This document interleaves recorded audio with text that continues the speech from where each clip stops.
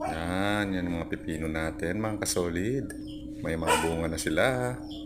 Ingay ni Bruno. Yan, yung mga sitaw naman. Harvest tayo ng sitaw.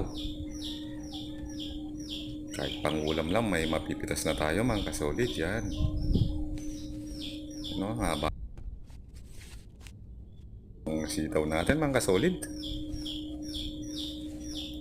Yan. Napakadaming damo pa. Kailangan natin linisan yan. Yan pala yung mga pananim natin sa mini farm. Mini farm ni kasolid yan mga kasolid. Daming sitaw.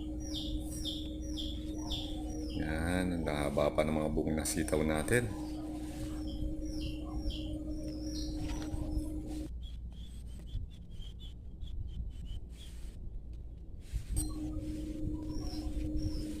Yan